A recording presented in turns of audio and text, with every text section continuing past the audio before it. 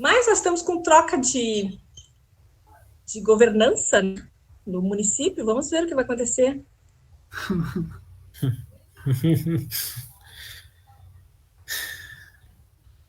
Tu conheceu o secretário, né, Alfredo? Qual deles?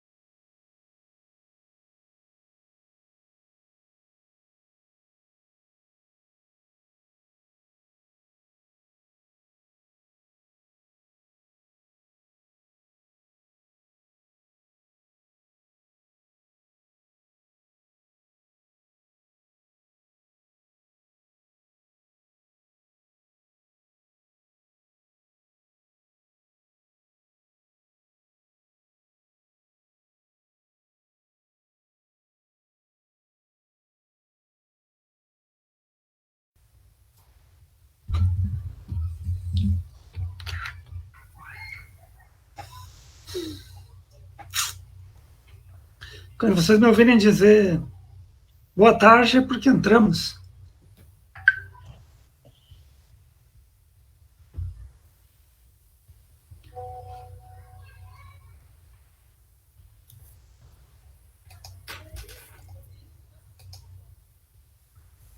Ainda não.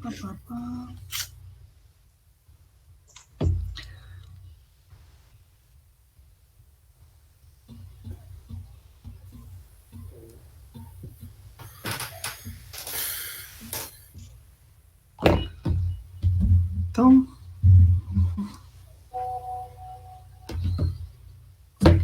boa tarde, né? Boa tarde a todos e todas, né? Como costumamos dizer. Nós estamos aqui fazendo a nossa primeira atividade do ciclo Debates sobre Democracia 2021.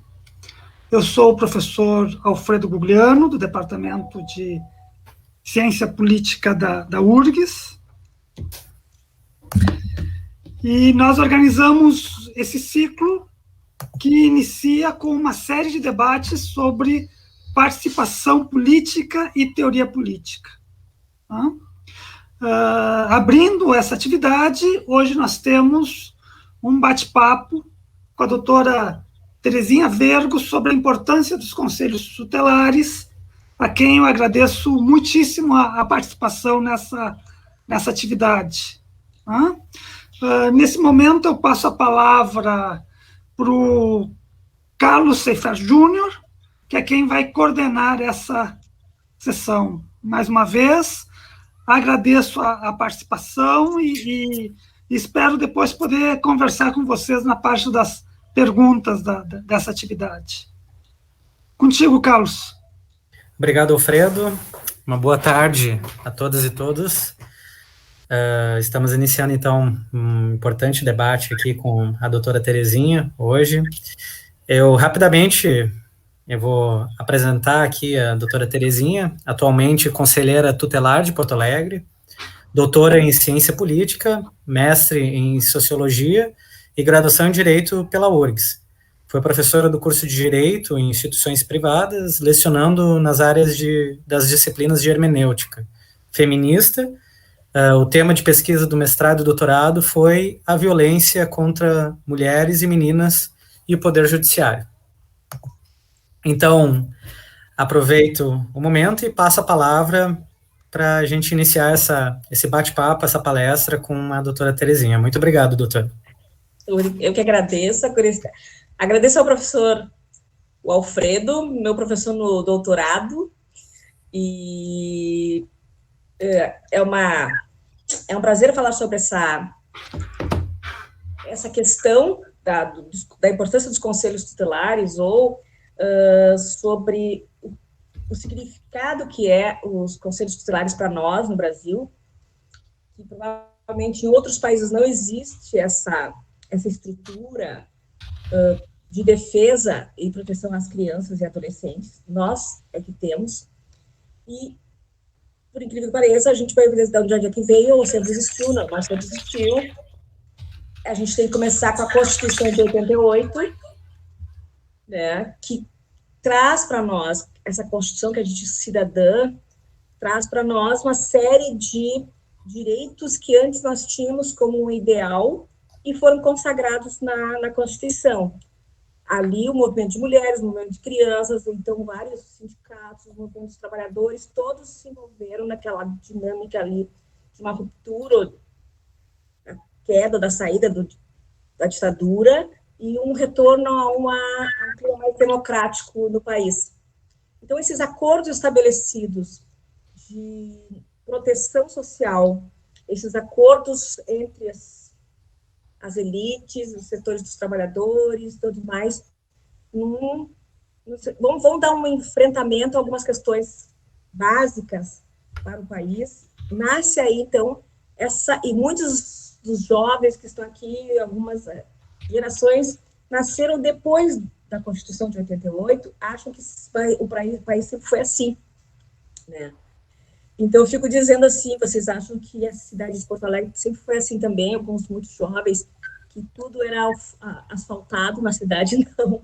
Foi preciso ter um governo democrático, extremamente preocupado com o bem-estar da população, para nós termos uma cidade melhor, que agora vem precarizando também como o nosso país. Então, falar nos direitos das crianças, falar nos conselhos tutelares, sim, temos, assim, como estudo base, assim, o artigo 227 da Constituição Federal, né?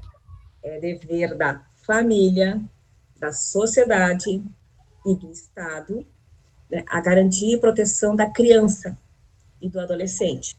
Então, primeiro estaria a família, porque a criança nasce não no colo ou na barriga do Estado, ela nasce no seio de uma família, da mãe, da mulher, tá? Então, tem um núcleo social ainda, que a criança pertence primeiro, né? E a sociedade também, nós não estamos sozinhos. A sociedade está aí também a nos propiciarmos uma relação social, estabelecer relações onde a gente vai crescendo, a gente vai amadurecendo, a gente vai constituindo cultura, e o Estado também vem para organizar tudo isso. Bom, de uma forma muito simples, tá? Eu não vou falar. Olha, esses dias me pediram para fazer uma gravação de 7 minutos, eu gravei 24, então vocês... Eu não estou contando aqui meu tempo, mas eu vou contar assim. Então, a questão da criação do ECA, o Estatuto da Criança e do Adolescente, vai dar aqui ao contrário, que fez 30 anos no ano passado, a gente não pôde nem fazer discussões maiores por conta da pandemia, ele vem logo em seguida da Constituição de 88. Então, em 90, nós já temos o ECA. Então, o ECA, o Estatuto da Criança, ele resgata questões já vindas do mundo internacionalmente, como assim, uma declaração de crianças já existia em 1924, a questão da Declaração dos Direitos da Criança já existia antes, e o Brasil vai, então, assimilar e confirmar a sua adesão à Convenção dos Direitos das Crianças justamente em 1990. Então, nós estamos atrasados um pouco em relação a outros países na defesa dos direitos e garantias da vida e integridade física e psicológica das crianças. Então, daí consta o Estatuto, que faz um grande avanço para nós, porque também tem muito jovem hoje que não sabe nem o que é FEBEM, ou não entende o que é, ou já ouviu falar, mas não sabe o que é. Porque anteriormente nós tínhamos os jovens, as crianças que eram abandonadas, ou tinham os pais assim, em situação muito precária, que perdiam a guarda, né? As crianças todas eram recolhidas à FEBEM. Mas junto com essas crianças estavam as outras crianças e adolescentes que praticavam alguns delitos, certo? Tudo estava lá. Então, para adoção, você tinha que ir buscar, ou para adotar, você tinha que ir na FEBEM. O ECA, o Estatuto da Criança, vai fazer uma grande transformação no entendimento do que é criança, que é uma pessoa de peculiar desenvolvimimento, ou seja, está em desenvolvimento. As crianças que estão em situação de abandono familiar, que estão institucionalizadas, às vezes, desde que nasceram, e as outras crianças e adolescentes que estão em conflito com a lei.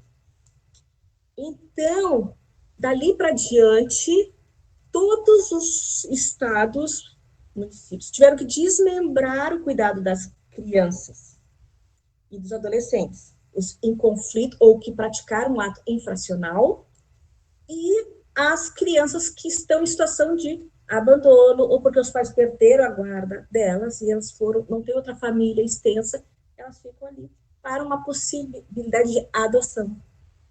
Isso foi muito importante porque tira aquela ideia de que, hoje a gente fala, o de menor. É de menor, não se diz mais que é de menor. É adolescente, jovem e criança.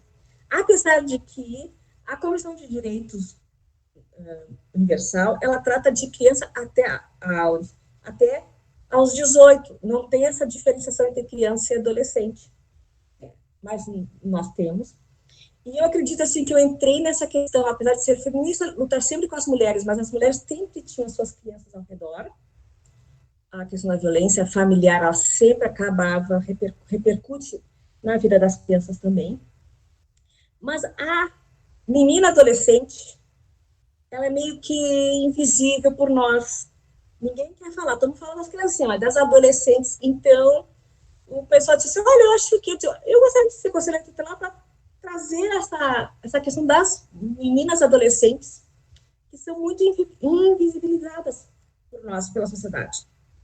Ela não é mais nem a criança para brincar com a boneca, porque já está num corpo mais desenvolvido, mas também ela não é aquela mulher para namorar com um rapaz mais velho.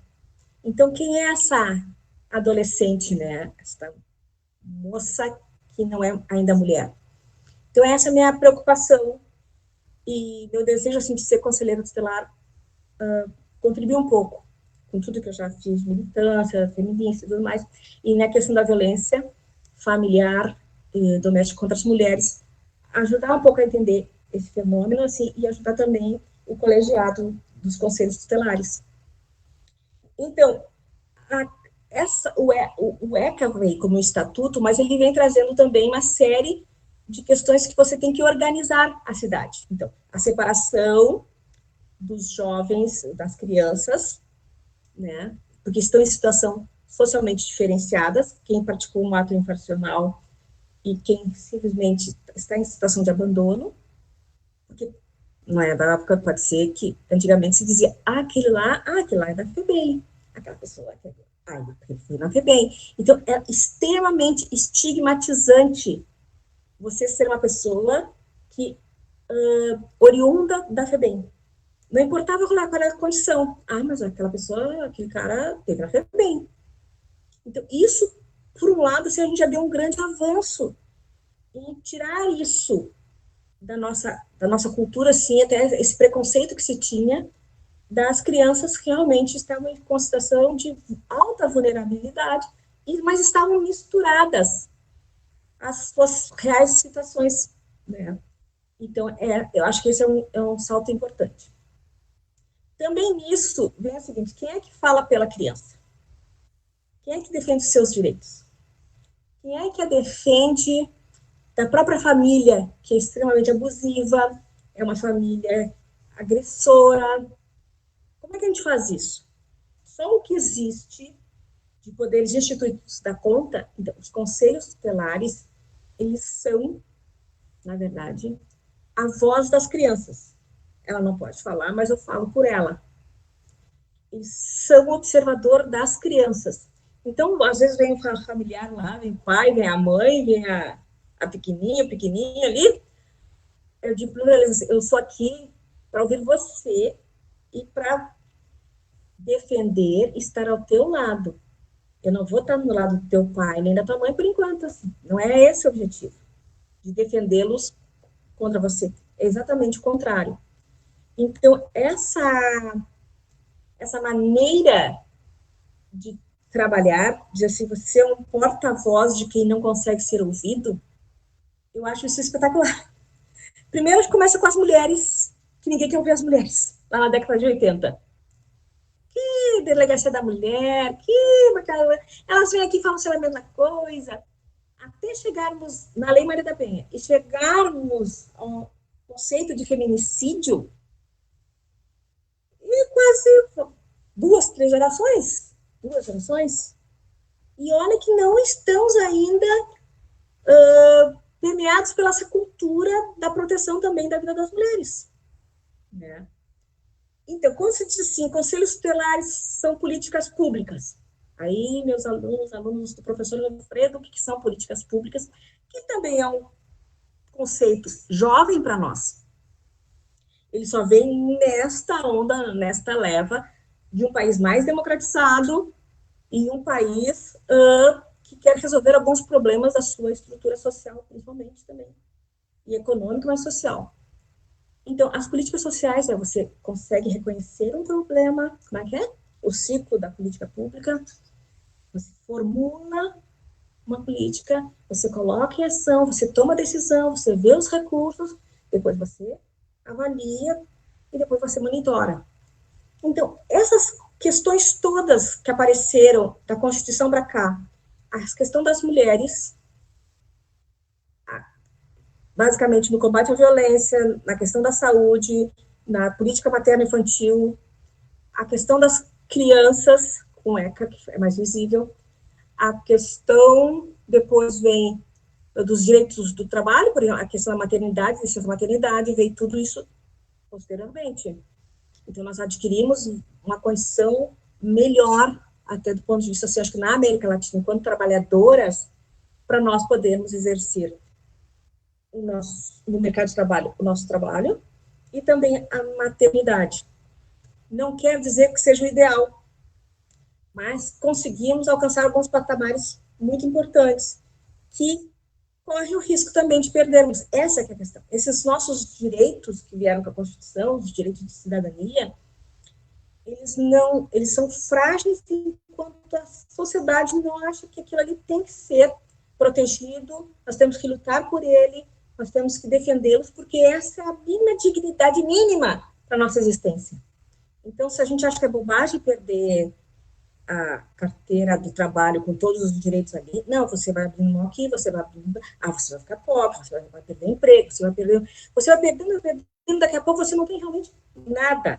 E nós voltamos, então, a uma situação bastante que espero que não seja esse o nosso caminho, né, de precarização das nossas vidas. Então, os conselhos tutelares nós existimos conselheiros para toda a sociedade, para todas as crianças. Não é uma questão de classe, tá? É uma questão que é a defesa de todas as crianças. Temos, então, como competência de ouvir as crianças, encaminhar algumas questões, dar para os pais ou responsáveis medidas de proteção à criança. Você tem que matricular o seu aluno, o seu filho, você tem que vacinar a criança sim. Olha só o que nós estamos falando hoje sobre vacina. Você tem que vacinar sim. Né? Você tem que levar ao médico, você tem que fazer isso. Você tem que dizer para as pessoas que ela tem que fazer isso. É impressionante. Tem gente que acha que é bobagem. Então, essa questão da criança não ser nada, até tempos atrás, não é nada. Tu vai vindo aqui, daqui a pouco você não fala, você não diz nada, você não tem opinião, você não é gente. Vai crescendo. Depois, lá, quando chegar numa fase que você pode trabalhar, aí você começa a virar alguém e trazer dinheiro para dentro de casa, aí você passa a ser alguém com alguma importância. Esse mecanismo de achar que criança não vale nada, que é mero deleite dos adultos, acabou. Não, criança tem que ser respeitada, é uma pessoa em desenvolvimento, e nós temos que ouvi-la, que é o mais importante. Então, vou pular aqui algumas questões. Depois daquele triste acontecimento do menino Bernardo, aqui no nosso estado, se criou a lei do menino Bernardo, que agora estou vendo faz 6 anos, foi em 2014, para uma escuta protegida. Como é que a gente pode fazer isso? Aqui em Porto Alegre nós temos até um serviço especializado para fazer essa escuta. Mas, na verdade, a gente sempre faz a escuta protegida. Porque a gente tem que ouvir dizendo, o que você fala para mim, fica comigo, mas eu vou ter que tomar alguma atitude, de repente, para te proteger. Então, eu escutei já nesse ano, apesar da pandemia, dá dó. Dá dó das falas das crianças. É assim, como criança sofre. Eu digo assim, também meus filhos não passaram por isso, porque tiveram pais zelosos ou protetivos, ou eu tive um olhar. Mas assim, olha, o desleixo, o abandono, a negligência, os maus tratos, a violência, isso não acontece mais entre os pobres e menos entre os ricos. Acontece, só que nós temos muito mais pobres na nossa cidade, no nosso país. Então, claro que vai parecer que as crianças mais pobres são as que mais sofrem, as que estão mais em vulnerabilidade. Mas o abandono é uma coisa absurda, assim. Né? Então, é uma condição que nos coloca que todo dia a gente está verificando o grau de compromisso que a gente tem, de responsabilidade que a gente tem com os pequenininhos. Porque a gente fica dizendo assim, os pequenininhos são o futuro. A gente não consegue observar que os pequenininhos lá em 88 são os nossos adultos. É o presente, mas que já foi futuro há 30 anos atrás. É o nosso presente. E o nosso presente hoje, esses pequenininhos, serão, sabe-se lá, o futuro, que a gente nunca vai saber. Então, assim, essa questão, que eu não quero que seja filosófica, mas que seja, assim, de oportunidades que se dá, ou que se pode dar para as crianças e adolescentes terem um futuro, eu acho que é o mínimo que a gente pode fazer, enquanto nós adultos. E para isso nós precisamos contar não só com uma família, nós temos que contar com uma sociedade, e aí eu vou incluir as instituições, a escola, que é o grande lugar onde as crianças fazem a sua socialização depois da família, e o Estado, que tem que entrar, sim, e você vê que eu fico falando isso hoje, eu me dou até um troço assim, agora é que ele quer sair, né? Agora que o Estado quer abrir mão de tudo, que seja de política social, chega a ficar triste, porque o conceito tutelar, nós, a escola e a própria família, necessita uma rede de atenção, necessita de uma rede de serviços, que é a saúde, a educação, afora a questão profissional e a assistência social. Então, de onde é que a gente tira tudo isso, se não for também dos poderes públicos instituídos? Além da justiça. Né? Então, toda essa gama de direitos, vamos dizer assim, todo esse nosso movimento desses últimos 30 anos, depois da Constituição de 88, no sentido de proteção dos mais vulneráveis, de reconhecimento que existem os mais vulneráveis, o reconhecimento que nós temos que fazer alguma coisa pelas pessoas, dar mais dignidade, diminuir as desigualdades, está muito encadeado também com a justiça social. O que é a justiça social? Como é que se faz a justiça social? É isso, né? Dando uma condição melhor de vida. Né? E aí nós vamos fazer, não é só das pessoas adultas, mas também desde os pequenos. Né? Há grandes conflitos, por incrível que pareça, nas articulações dessas políticas públicas. Né? E eu acho que a gente estava começando a amadurecer. Por exemplo, o SUAS é uma ideia fantástica que apareceu para nós. O Bolsa Família já foi considerado, né, o horror dar dinheiro para as pessoas, dar dinheiro para as mulheres, né? Na pandemia foi essa quase a salvação, e tem sido a salvação de muita gente, né? Então a gente vai vendo assim que o caminho teria que ser um caminho assim de proteção, dar nome de proteção a isso que a gente fez até agora, né? E essas áreas então são as mais preocupantes da área da assistência social, mais amplamente a questão da sobrevida das crianças pequenas, né? Terem acesso às vacinações, terem acesso à alimentação saudável, ter acesso ao lazer, ao brinquedo, coisas tão, ter acesso assim ao afeto, né? Que acho, às vezes a gente acha que que bobagem, mas a gente foi aprendendo também no decorrer que as relações essas, por mais que sejam institucionalizadas, existe alguma relação que se estabelece que pode ser respeitosa ou afetuosa, né? Eu estava agora com um caso de uma criança pequenininha que apareceu de rua, e a mãe, ela recebe o auxílio, os vários benefícios, que dá quase R$1.000, mas a mãe foi institucionalizada ou esteve em abrigo praticamente a vida inteira, porque ela foi abusada, então as crianças, os irmãos foram retirados da família há muitos anos. E essa mãe agora está com um nenenzinho. E aí as pessoas pensam, ela está muito sim, que ela começou a ficar muito agitada, porque ela perdeu o auxílio, perdeu não sei o quê, se desorganizou. E a criança está na rua. A criança está na rua? A criança está em risco. A criança está em risco porque está na rua? Quantas crianças hoje no Brasil estão na rua? E nós vamos dizer que estão em risco? De um lado pode ser que sim. Eu falando da minha casa, da minha rua. Então, assim, o que falta naquela criança? Aquela criança está com a sua responsável até legal, a sua mãe, extremamente afetuosa, e acha que não está colocando o filho em risco. Só que ela não tem onde morar. Ela tem que esperar o benefício chegar.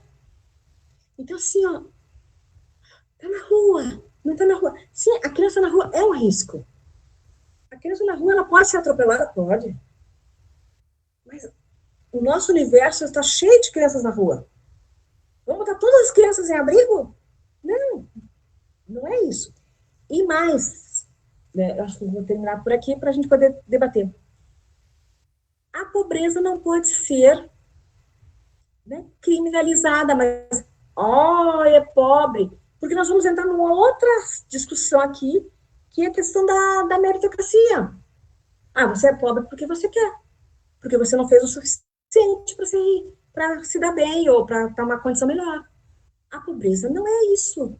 E nós não podemos ficar agora, e às vezes nos dizem que os conselheiros tutelares, pode ser, tiram as crianças das famílias. Não somos nós que tiramos. São os juízes que tiram as crianças das famílias. Nós não tiramos crianças de família, os conselheiros tutelares.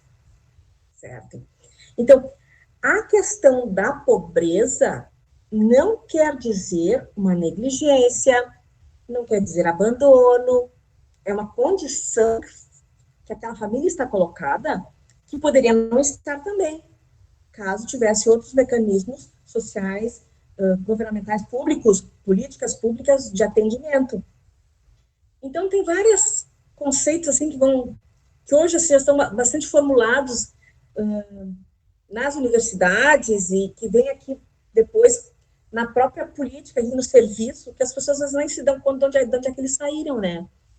Mas, na verdade, que eles foram estudados, eles foram formulados pela própria universidade, pelos meios acadêmicos, pela pesquisa, e depois eles vão se tornando quase conceitos comuns, como eu tenho visto agora entre os conselheiros, meus colegas e conselheiras, que usam, assim, conceitos de bairro, nem se dão conta, mas já absorveram com uma compreensão melhor do mundo, uma compreensão melhor uma compreensão de o que a gente deve fazer, o que é importante ser feito, E mais, sobre os auspícios, sobre, como grande guardião, a Constituição Federal, que é essa que nós temos que protegê-la, nós temos que defendê-la, porque ao contrário dela, seria realmente um grande retrocesso para nós agora. Então, acho que é esse momento, sim, e o Conselho Tutelar, só para terminar, então, eu acho que a gente aparece hoje, esses dias apareceu a criança do barril, né, e eu coloquei, aquela criança foi encontrada num barril, aí eu botei assim no nosso grupo, todos falharam, todas as instituições falharam, tem gente que não gostou, porque para aquela criança estar ali, não foi o Estado que falhou, não foi só, foi uma sucessão. Essa mãe que está na rua com a criança, eu disse, gente, que tem um avião que não tem uma causa só que faz ele cair. Tudo bem, o piloto apertou o botão errado, mas é uma sucessão. O que aconteceu com esse piloto, não sei o que, tarará. Então, a questão de acontecer alguma coisa é uma junção, ou seja, é um encadeamento de recursos da própria rede, que às vezes chega a uma situação limite. Como é que aquela criança ficou tanto tempo ali naquele barril? Quem é que nunca viu? Quem é que deixou de ver? Quem é que não prestou atenção que aquela criança estava faltando na comunidade? Não vi mais fulano na rua.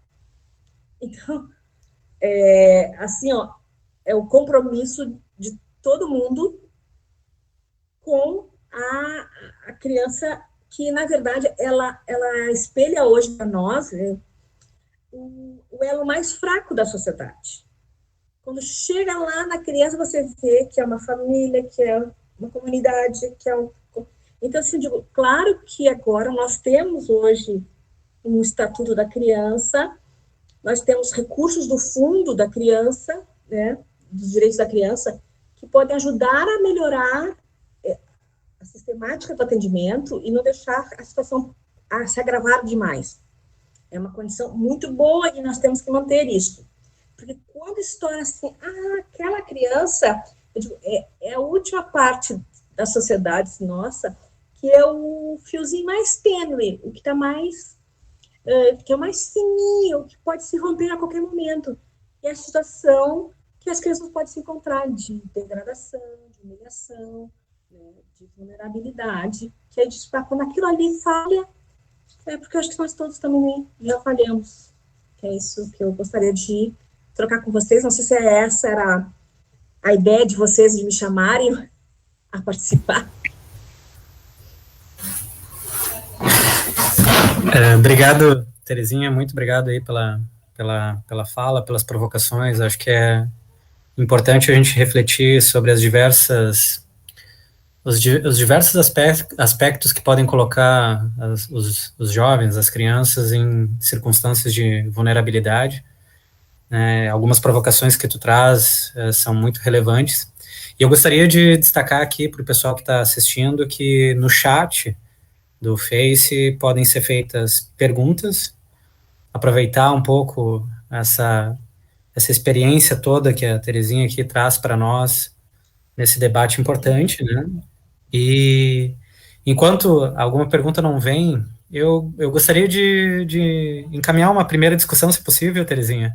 Pode. A gente refletir um pouquinho e ver qual é a tua perspectiva, né, sobre a necessidade também da integração de algumas políticas, né, como, principalmente quando a gente trata de jovens em vulnerabilidade com relação à questão, por exemplo, de redução de danos, enfim, e quais são as perspectivas, né, e o que fazer daqui para frente, né, se a gente percebe ou não uma fragilização dessas políticas, né, como que a gente, como sociedade civil, poderia reagir com relação a esses aspectos. Bem-vinda à provocação. É uma realidade, assim, que, para mim, não é que seja nova, mas eu não sabia que tinha tanto impacto. É a quantidade desse ano de experiência mais perto da questão de crianças e adolescentes, de meninas adolescentes com risco de suicídio, com as marcas aqui, fortes. E a drogadição, assim, as substâncias psicoativas. Ontem mesmo, na segunda, apesar de ser feriadão, mas eu trabalhei, a mãe Ela só quer fumar maconha, de 14 anos. Ela só quer fumar maconha, essa guria só quer fumar. Mas em plena pandemia, eu não disse nada, mas fica assim, onde as escolas não, boa parte das públicas, não se conseguiu ter acesso, não tinha internet, não tinha nada, não tinha texto, não tinha papel, não tinha nada para fazer. A gurizada debandou-se para o que tinha. Então, é o seguinte, o que nós podemos colocar no lugar? Qual é a perspectiva para essa juventude que a gente está dando para meninas, para meninos? E as ações de redução de dano estão sumindo, né? É muito triste isso, porque eu preciso de um CAPS, eu não preciso de atendimento psiquiátrico, psicológico, eu preciso de um lugar de resolução de conflitos familiares, que é o que mais nos chega lá, conflito de gerações. É os pais que não suportam os adolescentes e querem bater, querem trancar, querem tirar o celular. Eu disse, mas, gente, vocês não foram adolescentes na vida? Vocês não... Ainda mais com essa situação que aconteceu agora, assim, e com a perspectiva também que tem essa juventude, escola, trabalho, o que eu posso fazer? Então, eu acho assim, ó, que nós estamos, não sei se fraquejando enquanto quem formula políticas públicas, né? Nós estamos num momento assim de quase destruição do que o pessoal fez antes de trabalhar com as populações de rua, sobre redução de dano, né? E uma má compreensão também sobre o que significa o acesso a essas drogas psicoativas, né, essas substâncias, que eu acho que são mais danosas, afora a questão do álcool, mas na gurizada a gente não vê tanto álcool, né, mas mais outros tipos de substâncias. Então, a gente chega a ter uma menina de 13 anos, que ela já foi levada, ou foi introduzida à prostituição, ao tráfico, e ela já ganhou dinheiro, e ela quer dinheiro.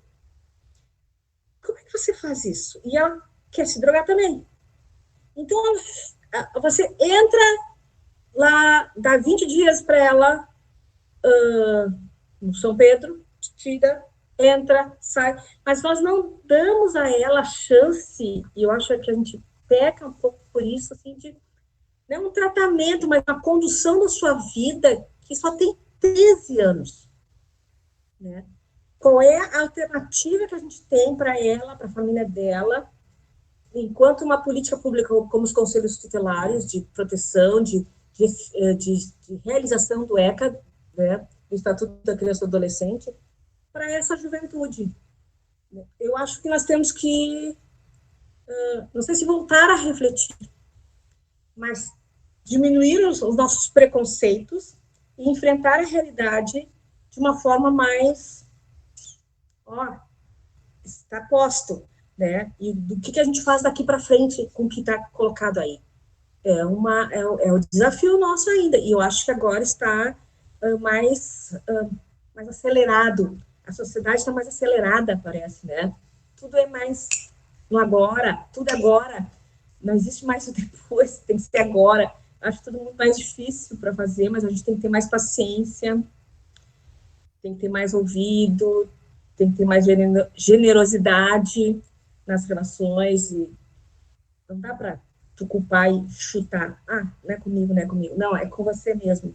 Eu não sei se era exatamente isso que você queria. Não, ótimo, Terezinha. Obrigado pela resposta. A gente tem mais duas perguntas aqui também. Uma delas é: qual a perspectiva de atendimento de crianças e adolescentes no cenário pós-pandemia? Já é evidente a diferença de acesso à educação entre as diferentes camadas sociais, né? E como o Conselho Tutelar pode atuar com relação a isso? Bem, quando a gente começou, lá em janeiro, quando não tinha muito, disseram assim, olha, quando chegar em março, isso antes da pandemia, essa casa vai ser um movimento, vocês não vão ver a questão de vaga, a questão das escolas, não vai parar. Aí todo mundo ficou assim, os que estavam chegando agora, eu sou a minha primeira gestão de conselheiro tutelar. Quando chega março, nós mal estávamos vendo essa questão das vagas, das escolas, que veio a pandemia e fecha tudo. Então, nós ficamos em trabalho remoto de lá para cá. Então, a gente não pode estar os 5 conselheiros na nossa região aqui do centro da cidade ao mesmo tempo, né, na casa. E nós paramos de atender público só as emergências. Eu vou dizer que eu nunca parei até hoje de atender. Então, quando chegar o momento de pós-pandemia, que eu não sei se chega tão cedo para nós, mas nós temos um gargalo que dá para se verificar da questão escolar muito grave. Primeiro, eu acho que a gente tinha que entender que a questão é mundial. Quem botou as crianças em escola está tirando as crianças das escolas. Por exemplo, Londres está dizendo que a cada semana tem 100 crianças sendo hospitalizadas. Você tem hospital para todas essas crianças? Então, nós vamos abrir em que condições?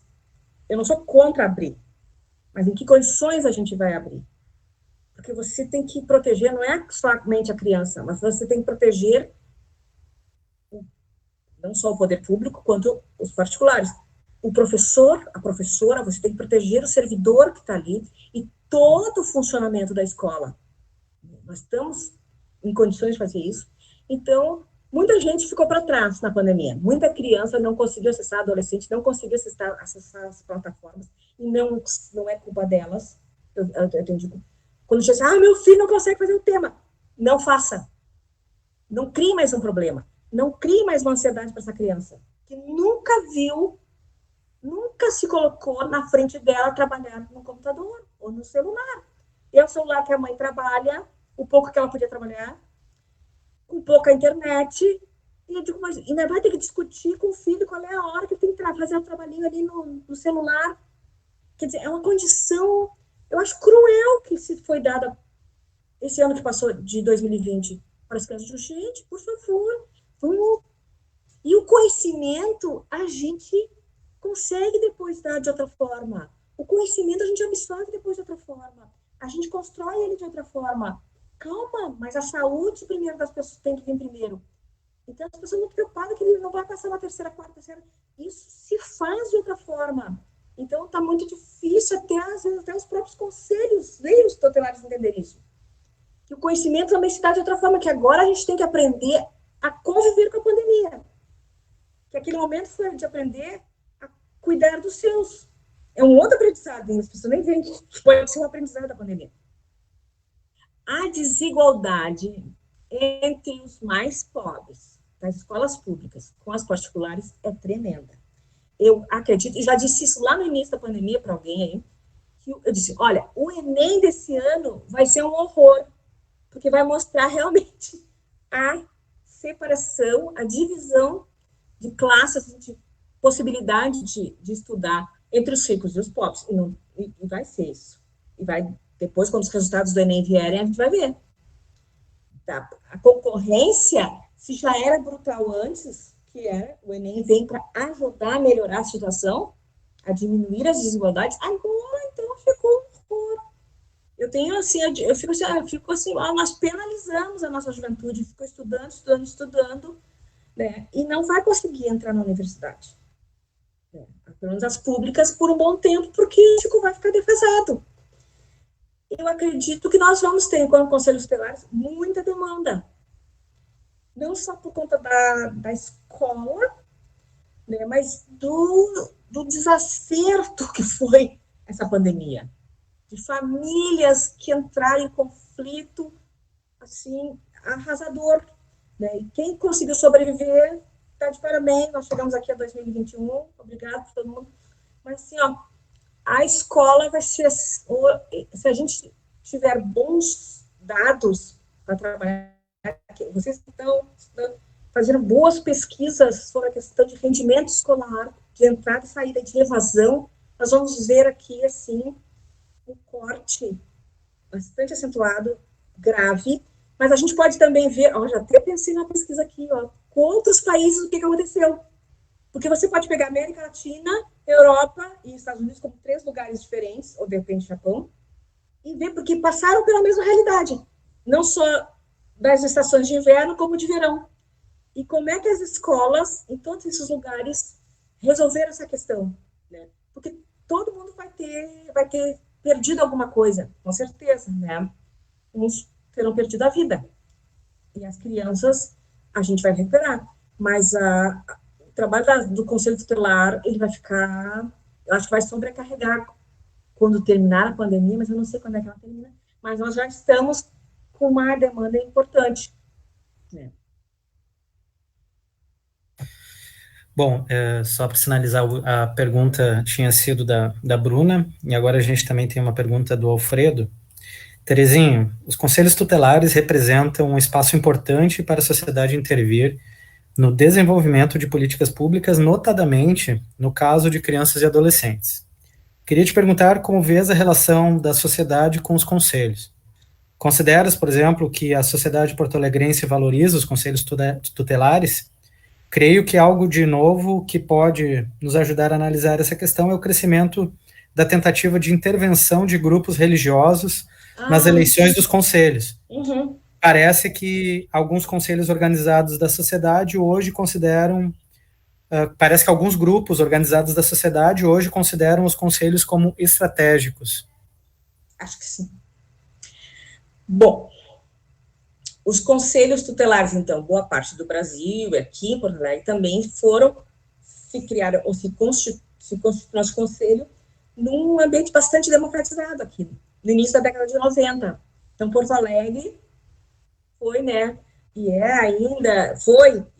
hoje é lembrada como um modelo de orçamento participativo, de uma administração mais participativa, mais democrática.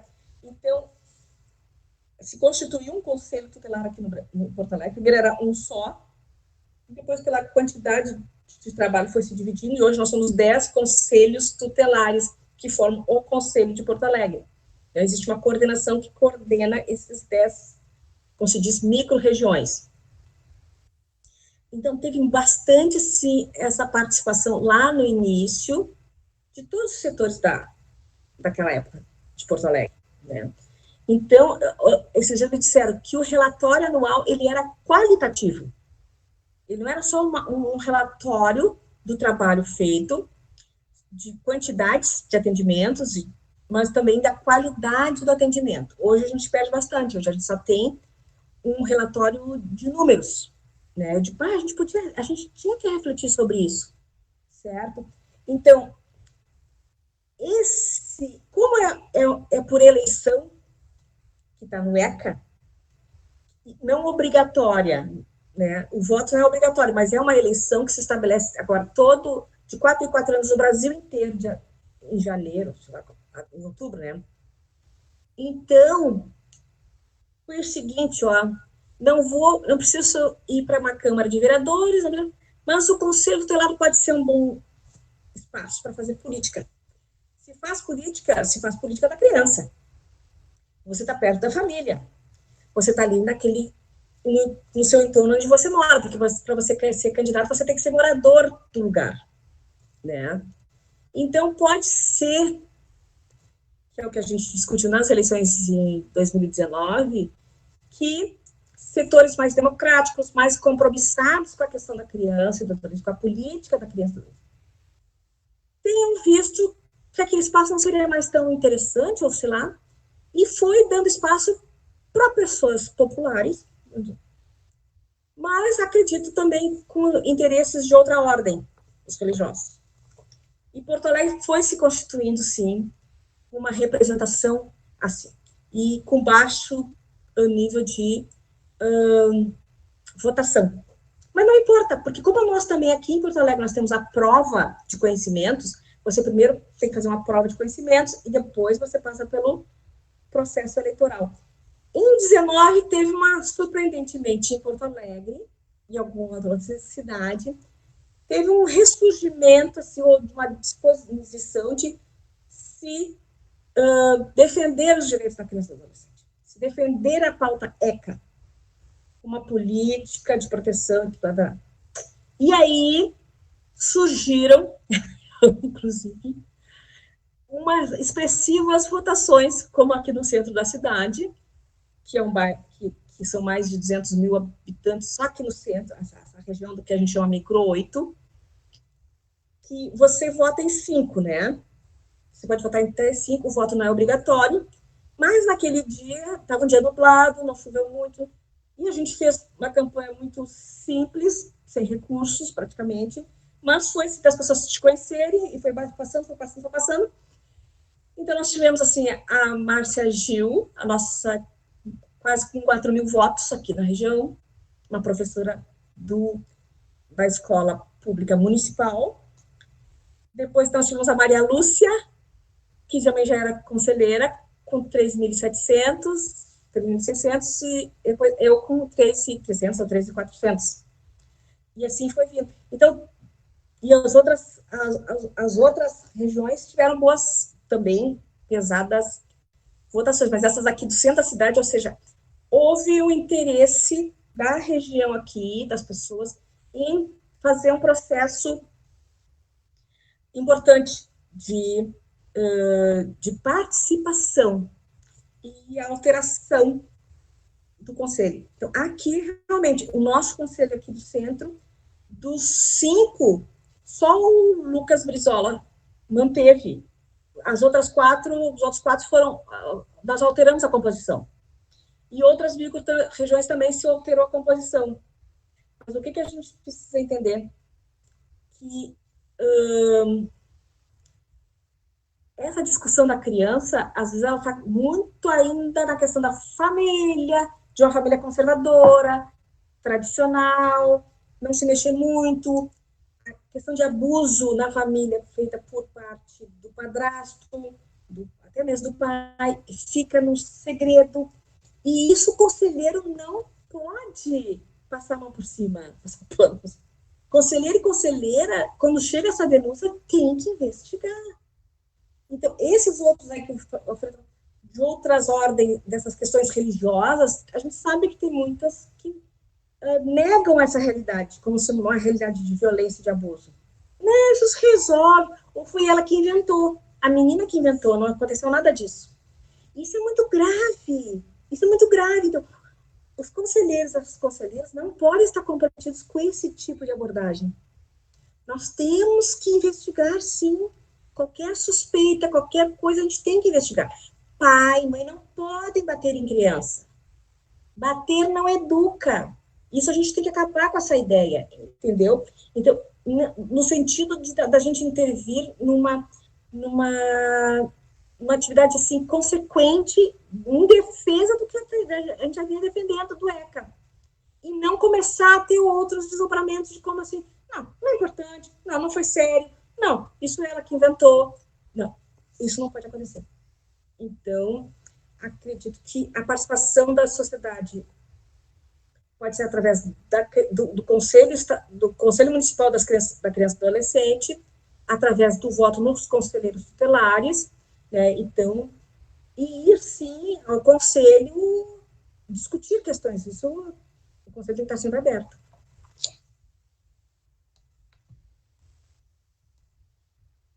Isso. Ótimo, Terezinha. Eu estava tentando ligar aqui meu microfone, às vezes ele dá umas travadas. Ótimo. Bom, a gente tem mais uma pergunta aqui do Arthur, né? E depois da resposta da Terezinha, da pergunta do Arthur, a gente vai encerrar a inscrição, né? Então, caso alguém tenha uma última pergunta, aí a gente pode inserir e depois ir partindo para o encerramento da palestra da Terezinha aqui. Bom, o Arthur pergunta, com o cenário da pandemia, em que pais e filhos necessitam ter uma maior interação em casa, o Conselho recebeu uma modificação significativa no número de chamados? Demais. Gente, é impressionante que o telefone em março, abril não parava. E é o seguinte, os gritos das crianças. Gente, foi 1.001. Aquela criancinha, aquela mãe que deixa aquela criança com fome, que aquela criança não para de chorar. Aí tu vai ver uma mãe de 20 anos, um casal de gêmeos, que ela tem que cuidar sozinha. Então, enquanto ela cuida de um, cuida do outro, cuida de outro, cuida de... Então, as crianças vão chorar. Recém-nascidos. Então, assim, parece que a vizinhança já não estava mais acostumada com isso. Com o choro, com o grito. Eu digo, gente, aí a gente tem que fazer assim, não, a gente vai, visita a família, até porque isso parou, mas lá no início da pandemia foi muito a gente indo atrás assim, o que está acontecendo? A mãe está dizendo que vai matar, a mãe está dizendo que não vai comer, a mãe vai dizendo, não, mas ela não vai matar, ela está dizendo que vai matar. Vamos lá ver. A senhora disse que vai matar seu filho. Ah, mas ele tá meio aborrecendo, essa criança não quer fazer o tema, ele não lê, não sei o que. Não, gente, não pode ser assim. Então, nós ouvimos muito, a gente foi, em todas as denúncias recebidas, a gente foi ver o que era. Aquele período do dia, o respeito da hora depois do almoço, as pessoas estão acostumadas, as pessoas com mais idade, ficar silencioso é muito difícil, é uma casa, porque as crianças estão na escola. Ou a criança está em outra atividade, ou a criança está no pátio, ou a criança está num parque, ou a criança está em qualquer lugar, menos no apartamento parada, jogando videogame, gritando um monte. Só que agora nós não tivemos mais nenhum espaço. Isso a gente compreendeu. A criança está junto com adultos no mesmo lugar e tem apartamentos pequenininhos com muitas crianças. Então, a gritaria faz parte. Eu tive, assim, uma situação que eu disse, chama ele aqui que eu vou falar com ele. Menino de 10 a 11 anos. Ele abria a janela, no poço de luz, assim, do edifício. Socorro! Socorro! A vizinhança foi chamar o conselho tutelar, a criança está gritando, socorro! Eu disse, mas o que o guri está chamando de socorro? Ah, ele está brincando. Chama o fulano aqui para mim. Fulano, se tu continuar chamando socorro, a tua mãe vai presa. Porque vão achar que está acontecendo alguma coisa contigo. E a tua mãe vai ser chamada pela polícia. Ou vai não sei o quê. Tu não pode ficar gritando socorro. Como tu vê no desenho animado, vê no videogame, vê não sei o quê. Não dá. Aqui não dá. Então, nós tivemos assim, bateção de porta. Aquelas crianças batem a porta. Ficam batendo porta. Por que bate a porta? Ah, porque eu quero. Ah, mas não dá. Como é que tu vai dizer para uma criança de 12, de 10 anos? Por que tu bate a porta? Ah, porque eu não quero. Porque eu quero. Mas a tua mãe não disse que vai para a porta. Diz. E por que tu bate? Porque eu quero. Parece um papo de esquizofrênico, mas assim, ó, a gente também foi criança. Tem uma hora que aquela criança não suporta mais estar em casa. E se a gente não compreender isso, e realmente muitos pais ficaram muito sem saber o que fazer, eu acredito que foi muito sofrimento psicoemocional, e até os que perderam também o emprego, e aí um perdeu o emprego e o outro continuou. Olha, foi muito sofrimento. Olha, a gente não sabe o que vai vir aqui agora, do que a gente vai ter que trabalhar, sequelas de tudo isso, que não é só a doença. Mas esse convívio foi muito, muito difícil. Obrigado, Terezinha. São múltiplos os desafios que a pandemia nos trouxe, né? É impressionante em todas as áreas possíveis, assim, né? Inclusive na dimensão das crianças e dos adolescentes também, né? Bom, Terezinha, acima de tudo, a gente gostaria de agradecer muito a tua palestra, as provocações, e aí agora a gente gostaria de abrir, de repente, para alguma fala de encerramento que tu gostaria de fazer, enfim, e daí depois a gente passa a palavra para o professor Alfredo da disciplina para encerrar a atividade também. Eu só gostaria de agradecer mais um momento de estar junto com a URGS. Eu fiz a minha graduação no Direito na URGS, fui de DCE, fui do movimento estudantil, fui do centro acadêmico, depois eu fiz mestrado também em Sociologia na URGS, porque eu achava que o direito não dava conta da violência contra a mulher naquela época, na década de 90, e fui agora terminar fazendo doutorado também na URGS. Então, a URGS é a nossa grande instituição de ensino superior, pública, e que a gente mantém aí ela firme, com esses professores interessantes, combativos, reflexivos, críticos, que estão aí para nos ajudar.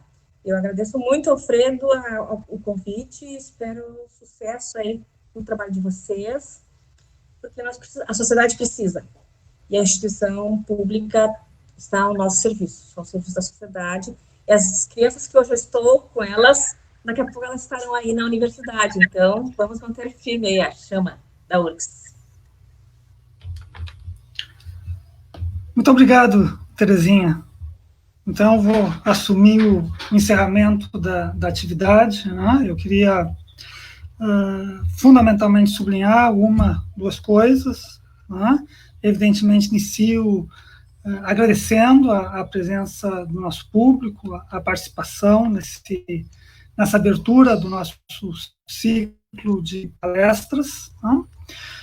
Também eu quero sublinhar a minha alegria em trazer a Terezinha para cá, né? Uma pessoa que, enfim, eu conheço há muitíssimo tempo, acho que acompanhei em diferentes etapas, né, da sua vida, e sempre foi uma pessoa de grande destaque, né, na vida acadêmica, dentro e fora da universidade. E eu me sinto especialmente feliz, Terezinha, em ver uma doutora em ciência política sendo conselheira tutelar, assim, porque eu acho que esse é o objetivo da universidade, né? Nós não formamos as pessoas para as pessoas ficarem com reflexões aleatórias, né? Nós formamos as pessoas para elas participarem da sociedade e utilizarem o conhecimento acadêmico, a ciência, para quê? Para melhorar o mundo, né? Eu acho que não tem outra expressão a não ser essa. É o grande objetivo da universidade. Nós queremos uma sociedade melhor, né? E eu vejo essa contribuição na tua pessoa e no teu envolvimento no conselho. Isso me deixa muito feliz, né? E eu queria dizer que eu também me sinto contente em poder ter aberto a oportunidade para discutir a prática dos elementos que nós debatemos na universidade, porque, enfim, a disciplina de participação política é vinculada ao curso de políticas públicas. Né?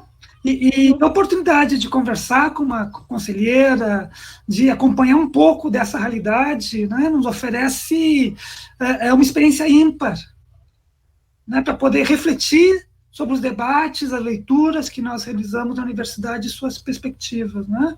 Eu, há pouco, conversava com o professor Rodrigo Gonzalez, né, que tu também conhece muito bem, né, o Rodrigo, e que ele ia assistir a atividade, não sei se ele conseguiu ficar até o final, né, e o professor Rodrigo me sublinhava sobre a importância desse tema do conselho, que é um tema caro para ele também, né, e eu